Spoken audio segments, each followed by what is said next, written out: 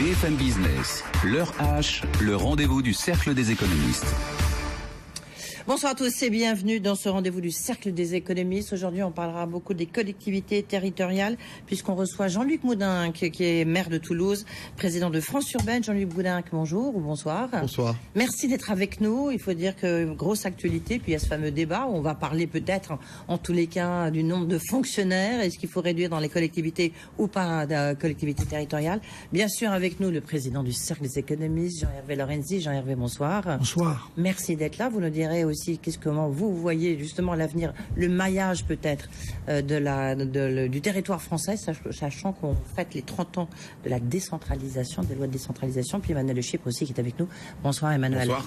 Jean-Luc Moudinque, comment est-ce que vous vous sentez dans cette campagne présidentielle? Est-ce que vous dites tiens on parle de nous, ou alors vous vous dites tiens on ne parle de nous qu'en négatif en disant il faut réduire la fonction territoriale? Alors c'est vrai qu'on parle peu de nous en vérité. Je crois que les questions des collectivités territoriales sont véritablement pas au premier rang de la campagne présidentielle, mais c'est un peu le cas chaque fois qu'il y a une élection présidentielle. Alors après, effectivement, il y a des propositions de réduction de nombre de fonctionnaires ici et là. Nous sommes sur le terrain, nous sommes pragmatiques. Peut-être y a-t-il eu quelques abus, il faut le reconnaître, à une certaine époque, de certaines collectivités. Vous savez, depuis 3 ans... On va vérifier ça avec nos économistes dans un instant. Depuis 3 ans, la baisse des dotations a véritablement changé la donne et beaucoup d'entre nous faisons des économies de fonctionnement et notamment sur la fonction personnelle comme jamais on en a fait. Donc il faut en tenir compte aussi. Mais vous n'avez pas l'impression qu'il y a comme une résignation sur cette thématique de l'organisation territoriale? Parce qu'il y a des candidats, même ceux qui n'aiment pas, par exemple, particulièrement la réforme qui a été faite par François Hollande, disent non, on ne reviendra pas dessus, parce que c'est trop compliqué. Je ne sais pas si c'est une résignation. En réalité, c'est nous, les élus, qui sommes demandeurs d'une certaine pause. Nous sommes à mi-mandat. Et donc, on a été, pendant toutes ces années, ces premières années, un peu bousculés par les conséquences de la réforme territoriale, par la baisse des dotations. Quand vous êtes à la fois dans un mouvement de baisse de ressources et de modification du périmètre d'action, c'est quand même quelque chose qui n'est pas courant et qui est un peu déstabilisant. Ouais. Donc, on souhaite, pour le quinquennat qui vient, un peu de calme, un peu de stabilité. Et de sérénité. Jean-Hervé Lorenzi, est-ce qu'il faut justement un peu de calme, s'arrêter là, ou au contraire, il faut aller plus loin? Moi, je ne partage pas, monsieur le maire, avec toute l'admiration que j'ai pour la manière dont Toulouse se débrouille, mais votre position de manière générale sur la pause. Pourquoi? Parce que, en réalité, on a quand même 2 questions fondamentales à essayer de résoudre.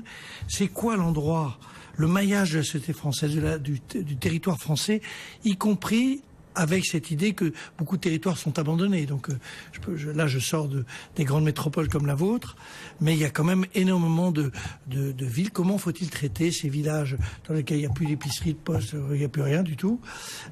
Et au contraire, comment faut-il donner plus de pouvoir aux grandes villes, à ces grandes villes? Et vous êtes un exemple formidable pour tout le monde du dynamisme scientifique, de tout ce que vous faites Airbus, etc. Et deuxième, peut-être, interrogation, par exemple, sur les problèmes d'emploi. Je suis absolument convaincu que si l'on veut, au fond, essayer de résoudre ce problème-là, il faut être beaucoup plus proche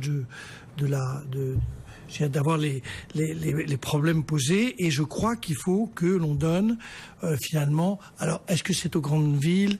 Est-ce que c'est aux régions? Je pense que c'est. On verra bien.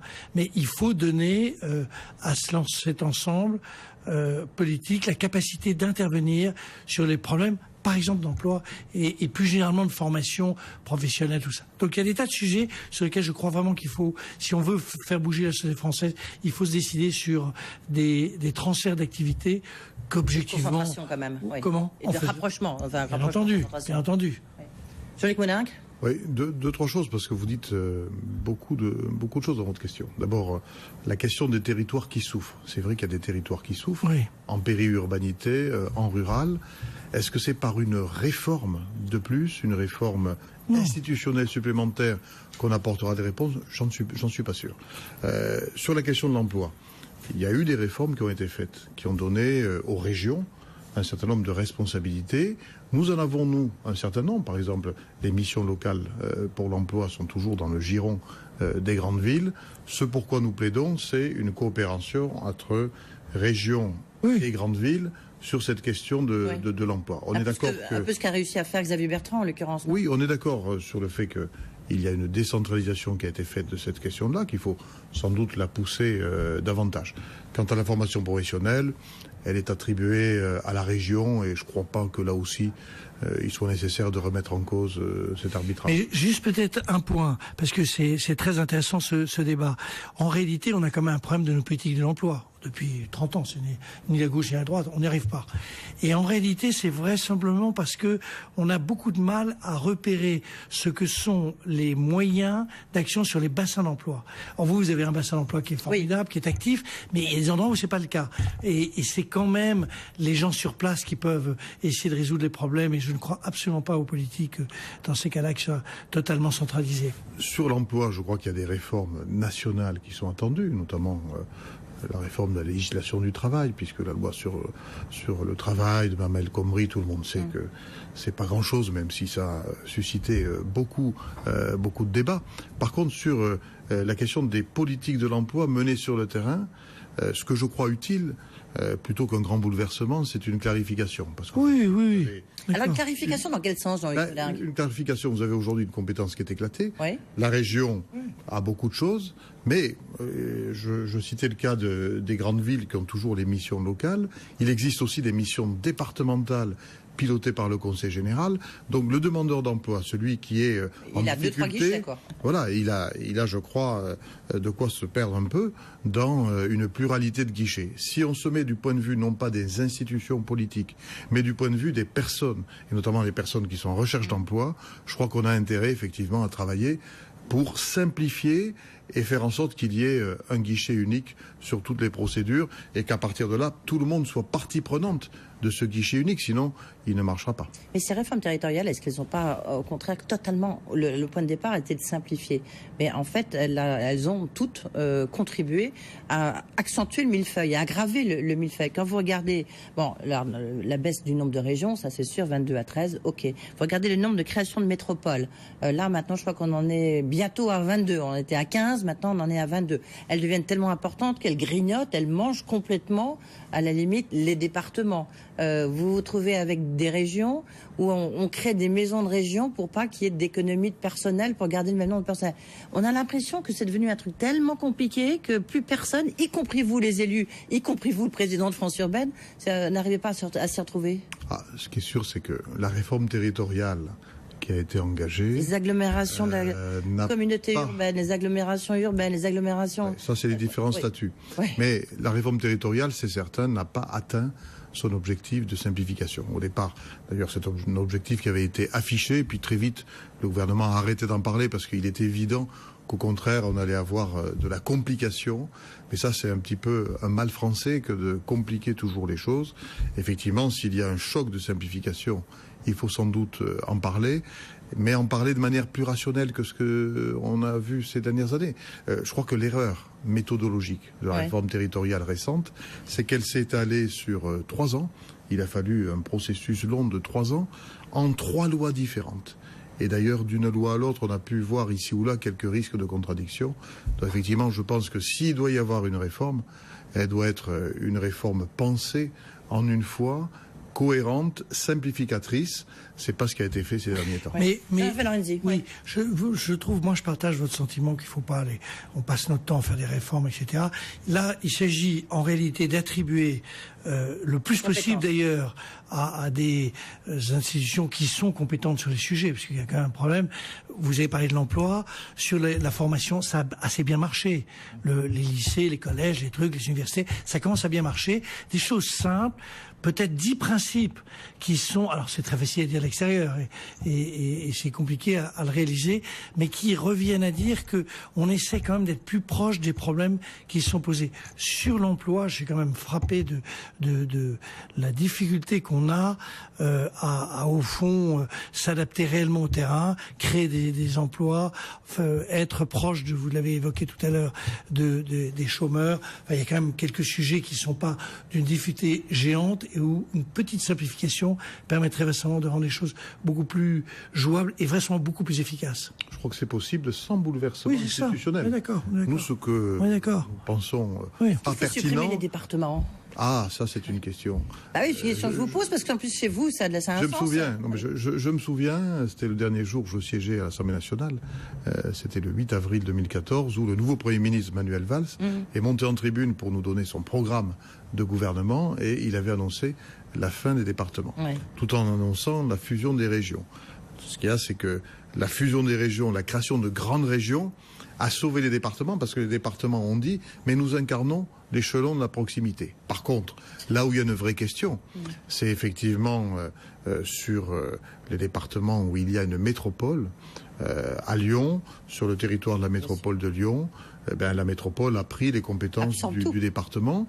Le département du Rhône, hors métropole, a subsisté de manière, je dirais, plus petite et bénéficie chaque année d'une allocation de solidarité de 73 millions quand même que la métropole lyonnaise lui verse. Ce qui fait qu'il y a une solidarité qui a été organisée autrement entre la grande ville dynamique qui produit des richesses et le territoire périurbain et rural. Alors ça, c'est effectivement quelque chose qui mérite d'être évalué. Ça veut dire qu'il faut des statuts à géométrie variable. Et d'ici quelques années, il faut peut-être voir si sur, pas la totalité des 22 métropoles, à mon avis, elles sont pas mûres, mais sur les plus importantes d'entre elles, ce qui a été mis en œuvre à Lyon peut être transposé. Et chez vous, ça pourrait être transposé. Alors, je sais bien que là, vous êtes là en tant que président de toutes les grandes villes de France, mais quand même, Toulouse est une grande ville, et ça se passe comment? Est-ce que justement c'est possible avec la Haute-Garonne? Est-ce que vous pourriez... Écoutez, nous, on a mis en place une coopération avec le département sur un certain nombre de sujets pour ce mandat. Après, les évolutions pour demain, peut-être dans ce sens-là, on pourra aller. Mais auparavant, je crois qu'il faut être très pragmatique. Il faut que l'on ait un rendu, un bilan, avec le recul de quelques années, de l'expérience lyonnaise, qui elle-même ne fait que démarrer. Non, on l'a. Non, moi je suis un peu là à vous presser, c'est normal, vous êtes d'une prudence tout à fait légitime, mais on sait très bien que ça marche très bien à Lyon. Donc franchement, et ça marcherait très bien à Toulouse. Donc simplifions, partout on peut simplifier. À Paris, la question, il y a le Grand Paris, il y a une grande question sur... ça c'est encore autre chose. C'est encore autre chose. Oui, non, mais tout est autre chose. Hein, donc c'est pour ça qu'Emmanuel Le Chypre a raison, c'est-à-dire qu'il faut vraiment presque réagir au cas par cas, quoi. Ce que je crois, c'est que Paris, vraiment, c'est Paris. Hein. C'est la capitale. Il y a un problème, je dirais, d'adéquation à partir du moment où il y a une métropole à Paris. La région a tendance à contester ça. Donc, on est dans une logique qui est celle de la capitale du pays. C'est encore autre chose, je crois. Emmanuel Le Chypre, est-ce qu'il y aurait une bonne organisation du territoire, à votre avis? Vraisemblablement, une organisation... Si on compare notamment par rapport à l'Allemagne, toujours avec la comparaison avec les fameux Länder. Alors, qu'est-ce qu'on voit aujourd'hui sur le plan économique? C'est que la polarisation de la performance, elle se fait quand même autour de la métropole. C'est-à-dire que les talents s'agrègent, les entreprises s'agrègent autour de la métropole. Oui, et là, c'est vrai. Qui est en train complètement... c'est vrai que si on regarde pour le coup, à la limite, les grandes villes françaises, il y en a quelques-unes qui n'ont pas de désavantage compétitif par rapport à des grandes villes européennes. C'est vrai qu'après, si on regarde par exemple l'échelon de la région, et là pour le coup, nos régions sont des naines par rapport à l'Occitanie. À ce qu'on peut. Non, mais si vous prenez les budgets, par exemple, comparez les budgets de n'importe quelle région, même prenez la grande Aquitaine, de tout le Grand Ouest. Quand vous comparez son budget par rapport à la Catalogne ou par rapport au Länder allemand, c'est des budgets dérisoires. Donc on a ce déséquilibre effectivement au niveau des régions et après au niveau des métropoles, qui à mon avis pour moi est l'échelon qui sera l'échelon de la compétitivité demain. Exactement. Là, pour le coup, on a des atouts, et c'est pour ça que je rejoins ce que dit Jean-Hervé, c'est que c'est à ce niveau-là qu'il y aura la compétitivité, et donc c'est à ce niveau-là qu'il faut aussi qu'il y ait des organes de décision. Moi, je pense, on va pas on va pas dire que tel candidat ou tel candidat dit telle chose, c'est très interdit, mais je trouve que, d'abord, c'est un peu curieux qu'on n'évoque pas ce sujet, parce que vous avez deux problèmes de fond. C'est celui d'arriver à faire que cette espèce de méfiance injustifiée que les Français ont par rapport à l'administration locale. Et il y a cette idée que il arrive que les fonctionnaires locaux ne fassent pas tout à fait tel ou tel truc. Tout ça, si on veut le résoudre, il faut quand même avoir une position sur ce qu'est la bonne organisation. La bonne organisation, je crois que de ce côté-ci on l'a dit, c'est à travers les grandes métropoles. Et deuxième aspect, à partir du moment où on a dit ça, on se retrouve avec la difficulté de ces territoires en réalité quelque peu abandonné, et il faut retrouver au fond une manière de continuer à faire vivre le territoire français, parce que c'est notre atout. On est toujours en train de parler des Allemands, des autres, mais nous avons un atout, c'est qu'on a un territoire formidable, très diversifié, simplement qui est en train, dans beaucoup d'endroits, de mourir. Métropole, compétitivité, là, vous êtes d'accord? Parce que alors, vous tenez justement vos grandes assises, hein, les premières de France urbaine, parce que maintenant, vous avez donc fusionné, vous allez faire des propositions et vous allez les soumettre aux candidats. Hein, c'est ça, Jean-Luc Moulin? Voilà. Vous allez rencontrer les différents candidats et leur soumettre des propositions. Et justement, il y a sur le développement économique et emploi, vous demandez le copilotage avec les régions et le service public de l'emploi, garder la main sur les pôles de compétitivité et mettre en place des alliances des territoires. Parmi toutes ces mesures que vous avez, sur lesquelles vous travaillez en ce moment, quelles sont celles qui sont pour vous, je dirais, il n'est pas question de les contourner, incontournables? La première mesure, c'est la garantie des ressources.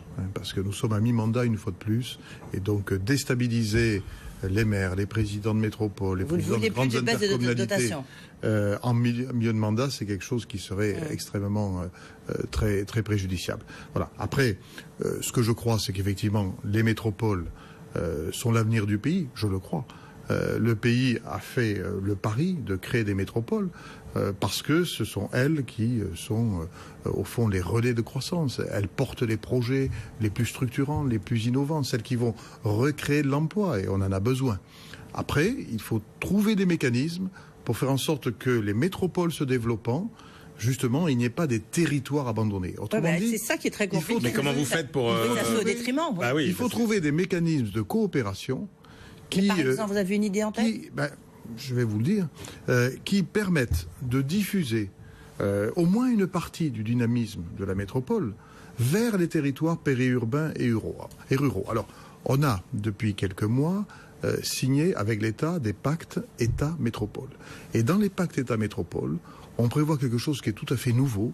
On appelle ça des contrats de réciprocité, c'est-à-dire que la métropole coopère avec un territoire rural sur un certain nombre de thèmes. Les choses sont écrites depuis quelques mois. L'action reste à développer.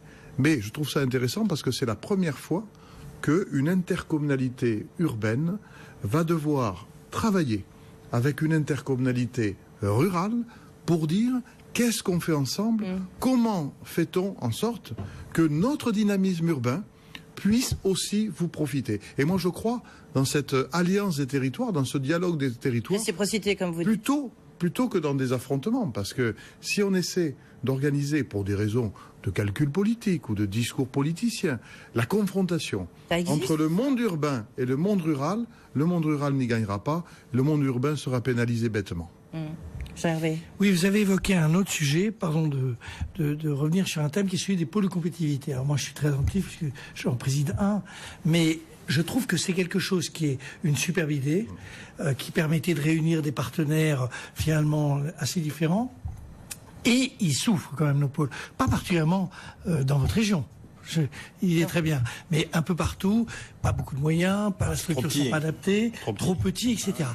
Et c'est vraiment un relais de dynamisme formidable parce que vous avez la recherche des entreprises, tout ça est bien.